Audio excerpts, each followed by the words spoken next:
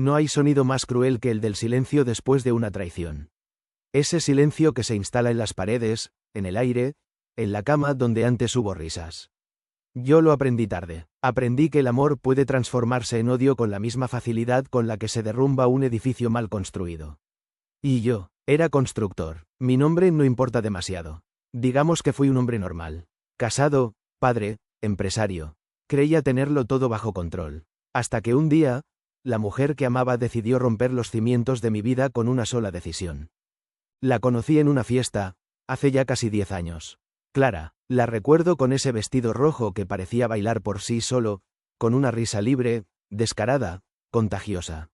Era el tipo de mujer que no pedía permiso para existir. Y yo, que siempre había sido un hombre de rutinas, me quedé hipnotizado. Esa noche bailamos, bebimos, hablamos de todo. Ella trabajaba en una galería de arte, amaba la música y detestaba la monotonía. Yo le conté de mis planes para abrir mi propia empresa de construcción. Nos reímos, nos besamos, y esa misma noche, sin saberlo, comenzó la historia que cambiaría mi vida. En menos de un año nos casamos. Todo era pasión, aventura, locura. Clara era fuego, y yo creía poder contenerlo con amor. Error. Con el nacimiento de Mateo, nuestro hijo, sentí que mi vida se completaba.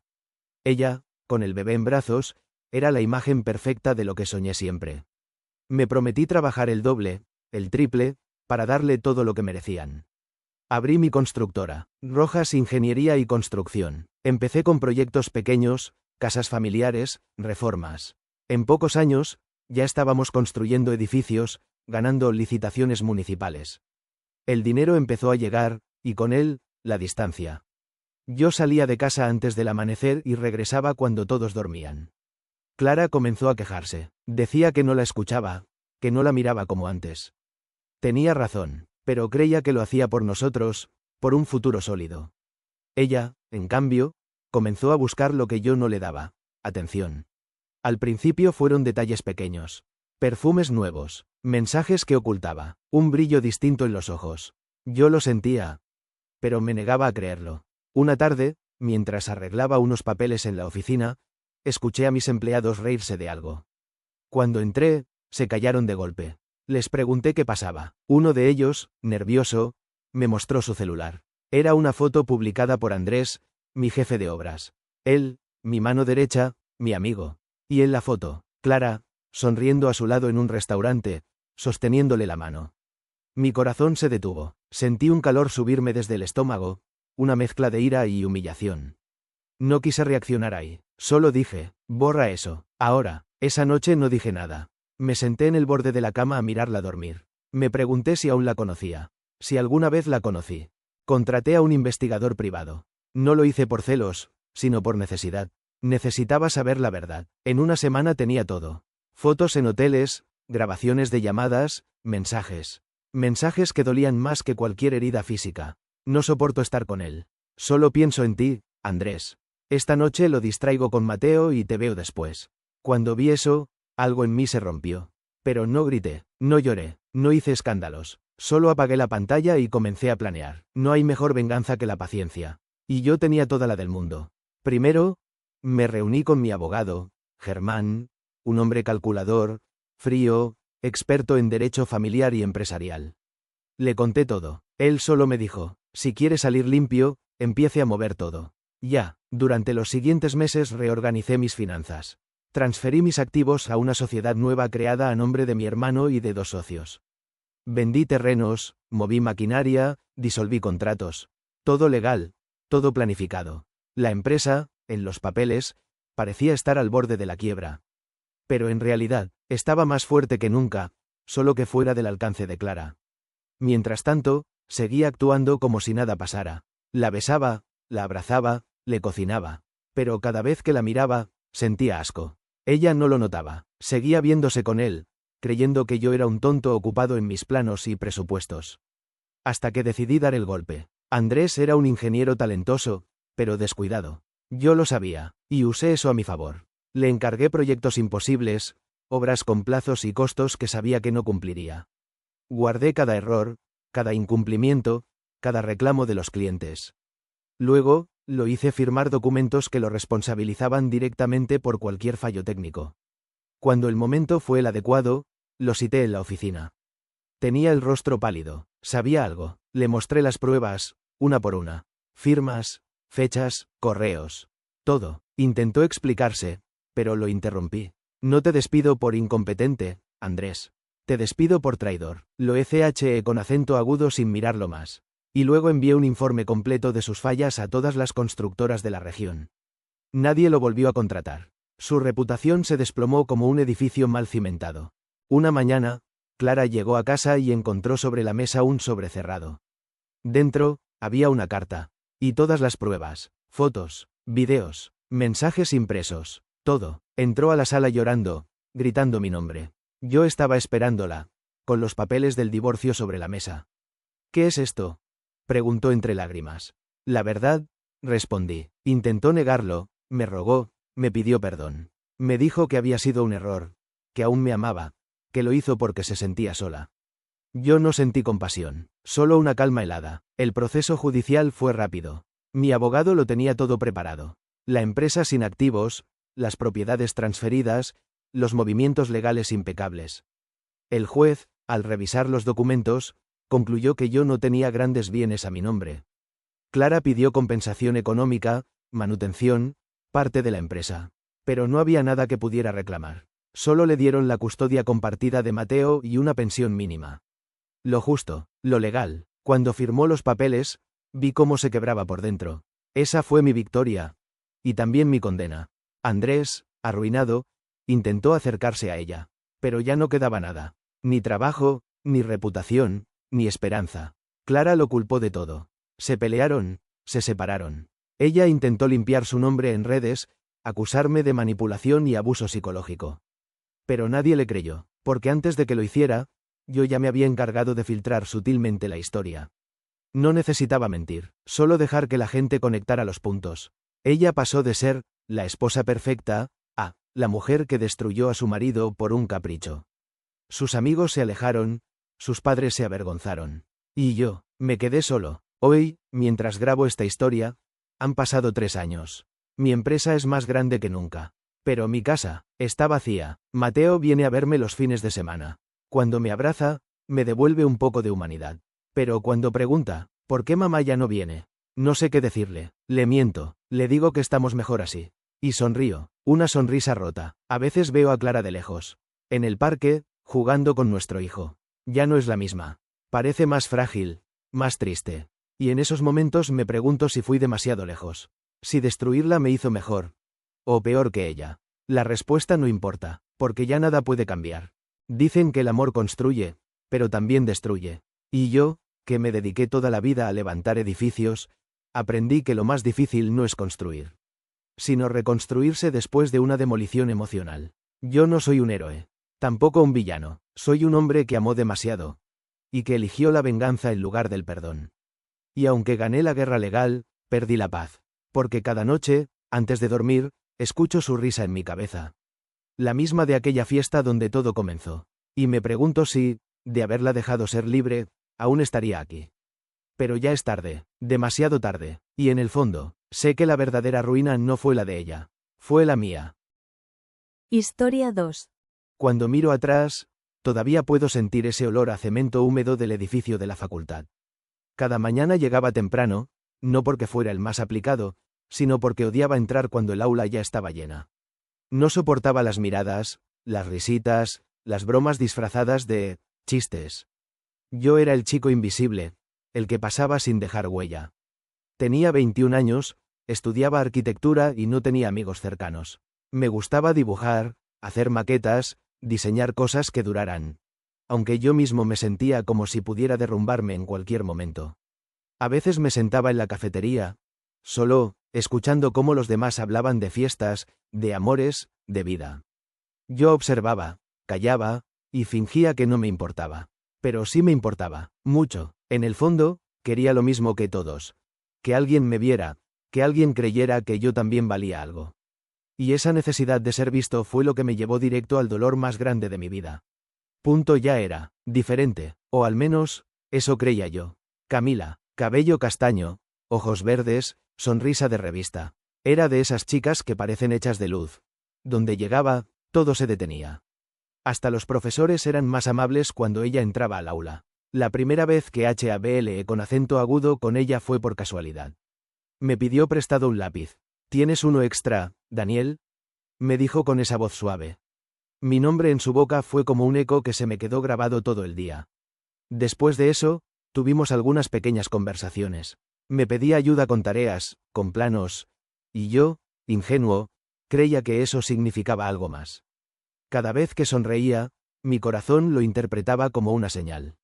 Pero lo que yo veía como conexión, ella lo veía como conveniencia. Solo era el chico que le resolvía los trabajos. Y yo, no me daba cuenta. A veces la mente se aferra a una chispa y la convierte en fuego.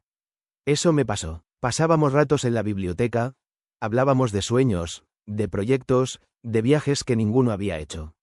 Me hacía sentir cómodo, importante. Y yo, que nunca había sentido eso, comencé a creer que sí. Que quizás podía gustarle. Recuerdo una noche en que me quedé despierto hasta las 3 de la mañana dibujando. Diseñé un mirador con su nombre grabado en la base, Camila. Era un símbolo, una forma de decirle lo que sentía sin palabras. Lo enrollé cuidadosamente, lo amarré con un lazo rojo. Pasé todo el camino a la universidad imaginando su cara cuando se lo entregara. Tenía miedo, sí, pero más miedo me daba seguir siendo invisible. Y en ese momento, creí que estaba a punto de cambiar mi destino. No sabía que, en realidad, estaba a punto de destruirlo. Era viernes al mediodía. El sol caía fuerte sobre el jardín central de la universidad. Camila estaba allí, con sus amigas, riendo, como siempre. Yo me acerqué con el dibujo en la mano. Sentía las piernas temblar. Cuando llegué, apenas pude hablar. Camila, hice esto para ti.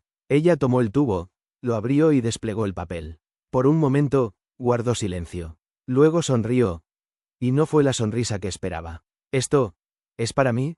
Sí, lo diseñé pensando en ti. Entonces una de sus amigas soltó una carcajada. ¡Ay, miren, el chico raro está enamorado! Las risas estallaron. Camila intentó disimular, pero su risa se escapó entre dientes. Daniel, eres muy dulce, pero no te confundas. No me interesan los chicos así. Esas palabras me atravesaron como una lanza. Sentí que todo el jardín me miraba, que el aire se había vuelto más pesado. Quise decir algo, pero la voz no salió. Solo atiné a recoger el dibujo, doblarlo torpemente y caminar lejos mientras las risas seguían detrás de mí. No sé cuántas veces escuché la palabra patético esa tarde. Solo recuerdo llegar a casa, tirarme en la cama y quedarme mirando el techo, con la garganta apretada. No lloré. Esa noche, el dolor fue tan profundo que ni las lágrimas pudieron salir. Al día siguiente no fui a clases. Apagué el celular, no quise hablar con nadie. Miraba el dibujo sobre mi escritorio, arrugado, sucio, con las marcas de las manos que se habían burlado de él. Y pensé en quemarlo, pero no lo hice. En lugar de eso, lo pegué en la pared frente a mi cama. Cada vez que lo veía, sentía rabia. Rabia por haber creído. Rabia por ser débil. Rabia por no haberme defendido. Esa rabia me hizo prometerme algo. Me miré al espejo y, por primera vez, no vi al chico asustado de siempre. Vi a alguien que podía cambiar. Que iba a cambiar. Me juré que esa sería la última vez que alguien se reiría de mí. Y esa promesa fue el comienzo de todo. El gimnasio olía a hierro, sudor y ego. Nunca había estado en un lugar así. Todos se veían seguros, fuertes, decididos. Yo solo tenía una camiseta vieja, unas zapatillas gastadas y un miedo enorme. El entrenador me miró de arriba a abajo y dijo: ¿Primera vez? Asentí con la cabeza. Perfecto. Aquí no hay milagros, solo disciplina. Si no aguantas, la puerta está atrás. Ese día descubrí que el dolor físico puede ser tan intenso como el emocional. Las pesas me temblaban en las manos, los músculos ardían, la respiración me traicionaba. Pero no me fui. Mientras los demás reían entre series, yo solo escuchaba una voz en mi cabeza. No volverán a reírse de mí. Esa frase se convirtió en mi oración diaria. Pasaron las semanas. Dormía poco, comía poco, pero entrenaba como si cada sesión fuera una guerra. El dolor se volvió parte de mí, como un recordatorio constante de que estaba construyendo algo nuevo. El entrenador empezó a notar el cambio. Tienes algo que no todos tienen, Daniel. ¿Qué cosa? Rabia. Tenía razón. Esa rabia me mantenía en pie cuando mi cuerpo ya no podía más. Y poco a poco, el espejo empezó a devolverme una imagen distinta. Los hombros más anchos, el rostro más firme, la mirada más segura. Pero no era solo el cuerpo. También estaba cambiando por dentro. Aprendí a estar solo, a disfrutar del silencio, a planificar mi futuro sin esperar aprobación de nadie. Comencé a estudiar más, a concentrarme en mi carrera. Mientras otros iban a fiestas, yo diseñaba, creaba, mejoraba. Y sin darme cuenta, estaba dejando de ser aquel chico invisible. Una tarde, saliendo del gimnasio, la vi. Camila. Estaba sentada en una cafetería, riendo con unas amigas, igual que siempre. Durante un segundo, todo se detuvo. Mis manos sudaron, el corazón se aceleró. Ella me miró, y noté algo diferente en sus ojos. No me reconoció de inmediato. Pasaron unos segundos antes de que dijera, sorprendida: ¿Daniel? Wow, ¿cuánto has cambiado? Sonreí con calma. Sí. El tiempo cambia muchas cosas. Ella quiso seguir hablando, pero yo solo hice un gesto amable y seguí caminando. No por orgullo, sino porque me di cuenta de que, por primera vez, no la necesitaba. Esa noche me sentí libre. El chico que una vez la idealizó había muerto, y en su lugar, estaba naciendo alguien completamente nuevo. Mi vida comenzó a tomar forma. Mis calificaciones subieron, mis diseños empezaron a destacar, y un profesor me ofreció participar en un concurso nacional de arquitectura. Pasaba los días entre el gimnasio y la universidad, sin distracciones. Cada día me acercaba un poco más a la versión de mí que siempre quise ser. Pero el éxito también trae sombras. Algunos compañeros comenzaron a verme con recelo. El chico al que antes ignoraban, ahora era competencia. Una tarde escuché cómo uno de ellos decía: ese tipo se cree mucho ahora, solo porque se puso a hacer pesas. Yo no respondí. Ya no necesitaba demostrar nada con palabras. Sabía que el tiempo haría su trabajo. Y lo hizo. El concurso fue mi primera gran oportunidad. Diseñé un centro urbano sostenible, inspirado en la idea de reconstruir lo que se destruye. Una metáfora de mí mismo. Cuando anunciaron los ganadores, mi nombre sonó en primer lugar. No lo podía creer. Miré al público, y por un instante, vi entre ellos a Camila. No sé si fue coincidencia o destino. Nuestros ojos se cruzaron. Ella sonreía, pero ya no era la sonrisa altiva de antes. Era una sonrisa, llena de asombro. Esa noche me di cuenta de algo. La verdadera venganza no está en humillar a quien te hizo daño.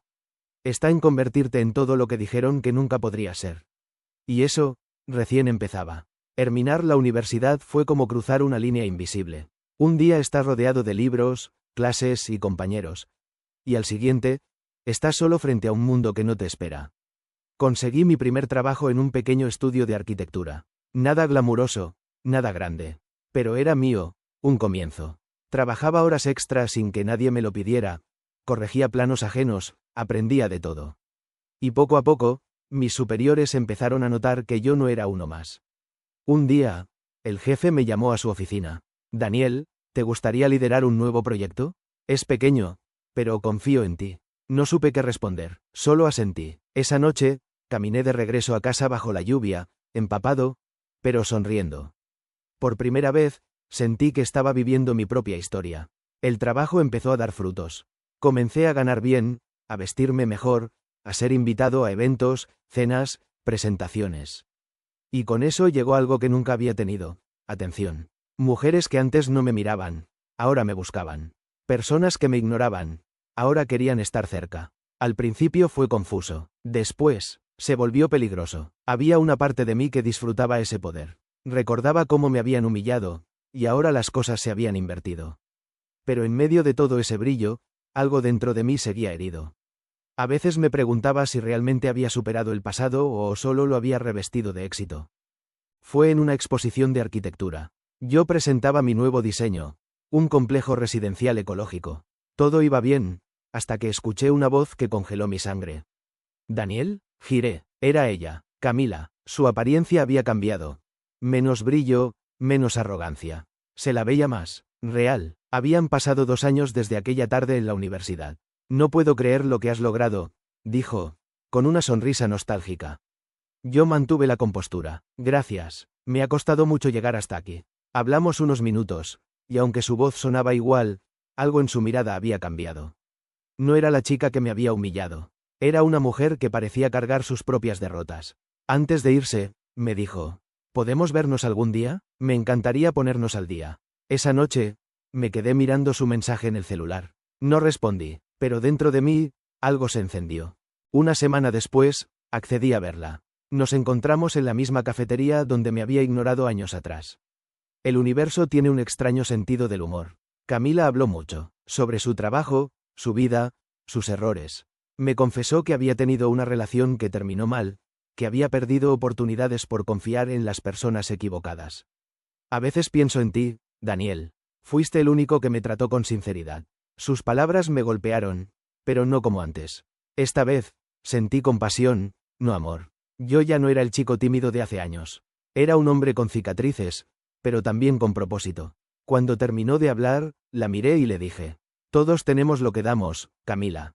Tú me diste una lección que nunca olvidaré. Gracias a ti aprendí quién era realmente. Ella bajó la mirada. Por primera vez, fue ella quien se quedó sin palabras.